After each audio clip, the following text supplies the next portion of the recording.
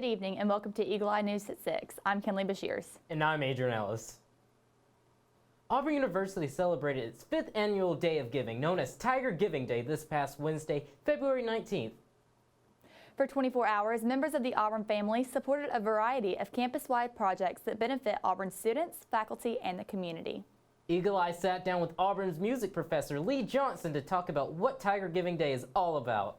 I'm Lee Johnson. I'm here one day a week for composition and orchestration classes, and have been working with Auburn University to build develop a new program in composition and music technology, and all the studios associated with that. Tiger Giving Day is it's to contribute to this laboratory, which is a music production lab for 2 stations, for students to have the software, enough hardware, interfaces, keyboards, and monitors to make music here, and that's a significant step towards the equipment that would be used or required for the rest of the program that's coming. The target was $15,000 for the Giving Day push, and certainly that would be a great achievement and would make these facilities really functional, even in this preliminary stage. But the interest, in addition to the donations, is that there's a great buy-in and enthusiasm for the degree and for the program that's been proposed. So the students, since it is music technology, there's always ongoing need as innovations come along. So this Tiger Giving Day opportunity is to get this lab up and running and functioning at an acceptable level to start with. The green space looked colorful this week as the Black Student Union celebrated its Unity project with an impressive interactive art installation.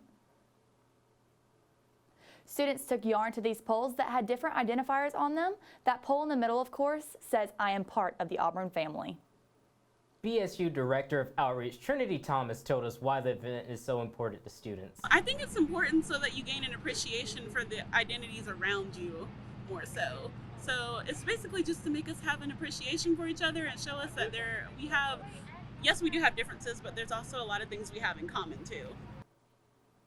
The Student Center was rocking Saturday, and it was all in the name of charity. Eagle Eye was there for all the sights and sounds. Auburn's Dance Marathon was rocking this weekend as over 1,000 participants danced all day to raise money for Children's Miracle Network Hospital. Dance Marathon President Jack Swartz says the event gets bigger and better every year.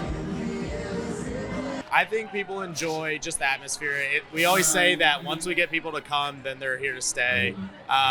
Because, a lot of people may not want to come out early on their Saturday morning to something they aren't sure about. But once they get here and they hear the stories of the kids and their families and how inspirational they are and how much Dance Marathon changes their lives, it really motivates people to continue coming back.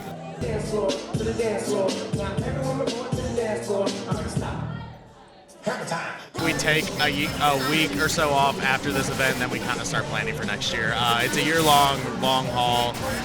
It's a lot of fundraising, it is a very long path, but we have different fundraising pushes that really just keep people's motivation up and keep people talking about Dance Marathon. And the big reveal at the end of the night showed over $354,000 raised. For Eagle Eye TV, I'm Grace Reynolds. Auburn is continuing to expand with an abundance of construction projects across campus. One of the major projects is the new $83 million academic classroom and laboratory complex located next to Parker Hall and across from the chemistry building. Following the completion of the complex, Parker Hall is set to be demolished.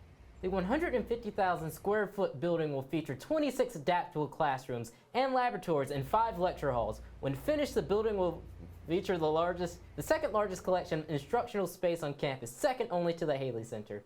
Construction on the complex has already begun and is scheduled to be complete in spring 2022. A group of Auburn University students are bringing fine dining to the dorms. The Eagle Eatery is the new hot spot in the Eagle Hall dorm in the village, serving food and residents to its fun and residents. Most recently, the Eagle Eatery hosted a Valentine's event last week, and Eagle Eye was there to cover the fun. Valentine's Day was last Friday, and this group of students decided to celebrate by having a restaurant in their dorm lobby. Accompanied with classical music, attendees could enjoy a white tablecloth meal and a 3-course meal of garlic bread, spaghetti carbonara, and tiramisu. We were able to sit down with the residents who created the restaurant to learn about the inspiration behind it. Yeah, so we call this the Eagle Eatery. This is a little baby of ours that ran over from last semester. One day I had too much food when I cooked, and so I set up a table in the elevator and gave out food for free. And it escalated. We got our RA to help us out with money and planning. Even Dr. Thomas, our resident advisor, he got behind it. We got put on Google Maps.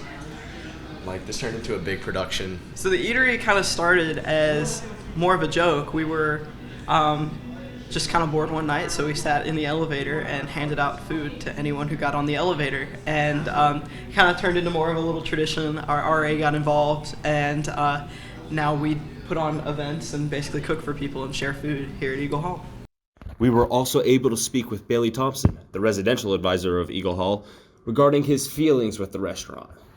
So I really did have to go above and beyond to make sure that, I was contributing enough to it to where, this is an Eagle thing, not just those residents, and that I could actually have an active role in it. So I think, starting out with blowing it up, getting it on the map, residents love it when their RA, takes something that they like and really latches onto the idea, because it kind of validates them, makes them feel like a lot bigger part of the community. Coming up, Sam Humphrey has the recap on this week's Auburn sports. You're watching Eagle Eye TV, Auburn's news leader.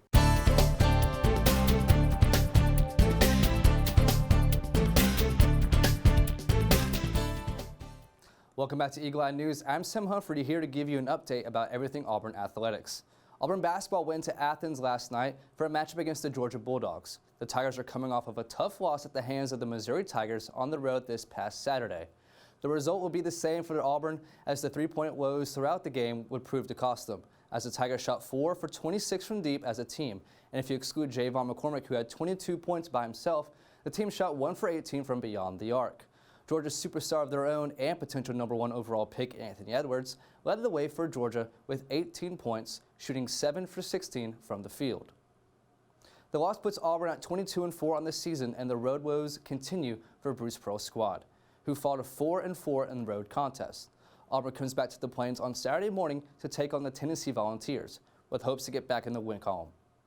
Today is day 3 of the 2020 SEC Swim and Dive Championships being hosted here in Auburn at the James Martin Aquatic Center. So far for the Tigers, senior Allison Maillard claimed the title for the women's 1-meter diving event with a score of 364.15, setting a new school record. Also on day 1, the Auburn women had a 7th place finish in the 200 medley relay.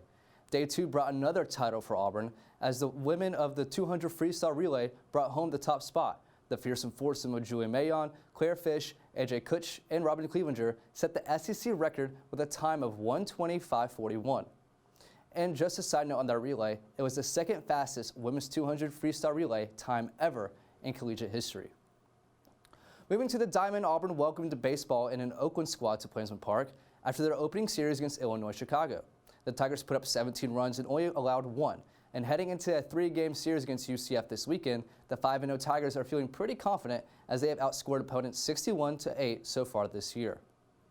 We'll be back with more news after this. You're watching Eagle Eye News, Auburn's news leader.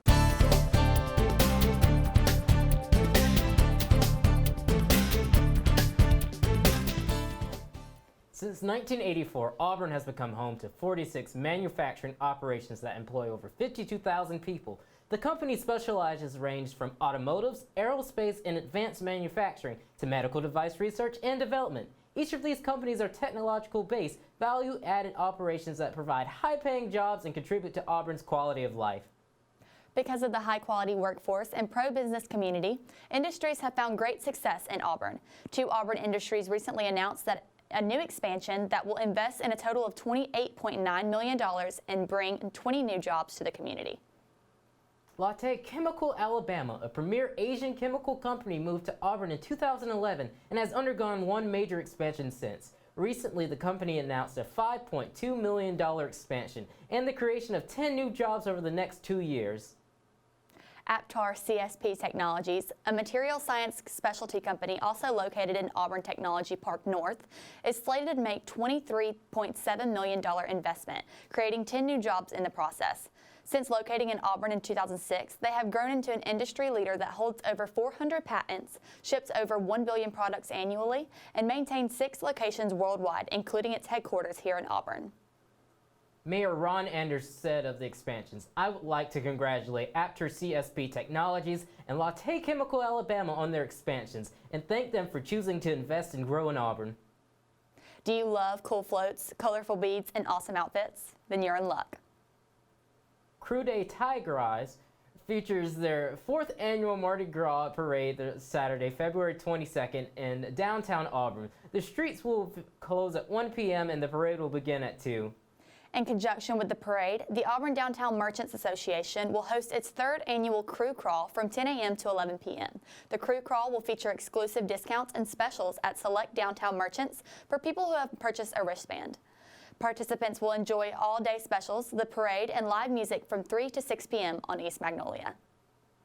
The Carey Center for the Advancement of Philanthropy and Nonprofit Studies will host its 2nd annual Nonprofit Volunteer Internship and Career Fair, Meet Me at the VIC, on March 13th from 9 a.m. to 12 p.m. in the Student Center Ballroom. The VIC will gather regional nonprofits and provide opportunities for students to be placed in internships, practicums, and careers. There will be snacks, giveaways, and class excuses for students who attend. Registration for the VIC is free and open to all students. To register to attend, visit aub.ie/VIC 2020. The Auburn University Board of Trustees addressed the growing need for new departments and majors at the meeting on February 7th. Officials in the Harbert College of Business requested the establishment of a Department of Supply Chain Management in order to better support the program's growth and student demand. A new Master's of Science in Brewing Sciences and Operations was also requested and would allow the College of Human Sciences to contribute to market and highly desirable academic programs through distance education.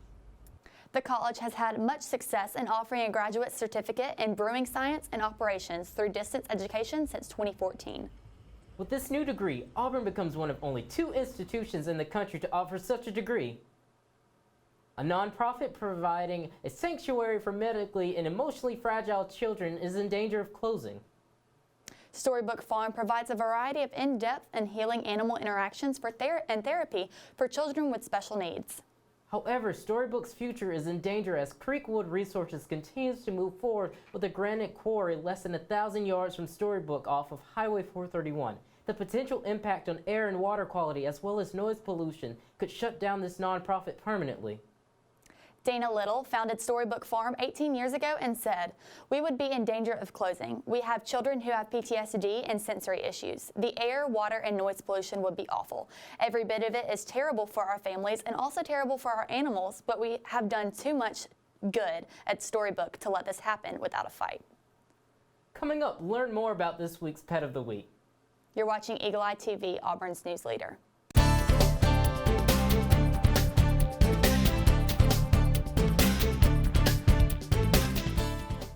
This week's Pet of the Week is Oysire. Oysire is a sweet 11-year-old looking for her forever home.